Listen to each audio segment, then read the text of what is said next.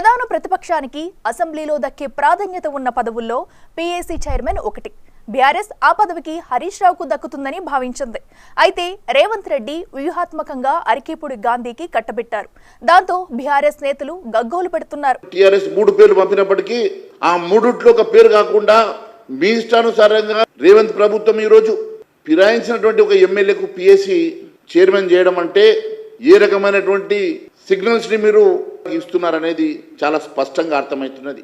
ఎవరైతే ఎమ్మెల్యేలు ఇలా పార్టీ మారినరో వాళ్ళు మాజీలు అయ్యేదాకా నిద్రపోయేది లేదు, వాళ్ళని వదిలిపెట్టేది లేదు. మరి ఇది కాంగ్రెస్ ప్రభుత్వానికి చెంపపెట్టు లాంటిది.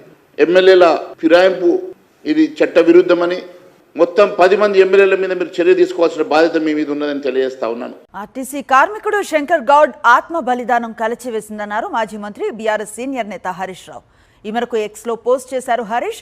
శంకర్ గౌడ్ మృతికి ముఖ్యమంత్రి రేవంత్ రెడ్డిదే బాధ్యత అని అన్నారు. శంకర్ గౌడ్ మృతి ఆత్మహత్య కాదని ఇది ప్రభుత్వ హత్యనని మహేశ్వర్ రెడ్డి తీవ్రంగా విమర్శించారు. ఆయన తమ్ముడికేమో నోటీస్ ఇచ్చి కోర్టుకు వెళ్ళి స్టే తెచ్చుకోవడానికి 45 రోజులు టైం ఇచ్చారు.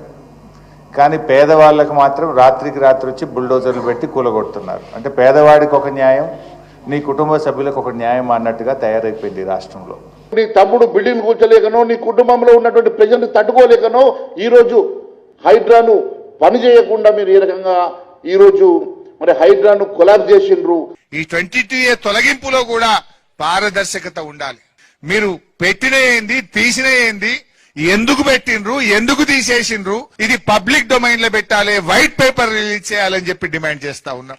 22A వెనుక ఉన్నటువంటి ప్రొహిబిటెడ్ లిస్ట్ వెనుక ఉన్నటువంటి మరి కుట్రదారుని బయట పెట్టాల్సిన బాధ్యత రాష్ట్ర ప్రభుత్వం మీద ఉందని, మరి వాస్తవాలు బయటకు వెలికి తీయాలా, దీని మీద శ్వేతపత్రం విడుదల చేయాలని చెప్పి భారతీయ జనతా పార్టీ అనేక సార్లు డిమాండ్ చేసింది. టీఆర్ఎస్ నాయన మీకు ఎన్నిసార్లు చెప్పాలి అర్థం కాదా?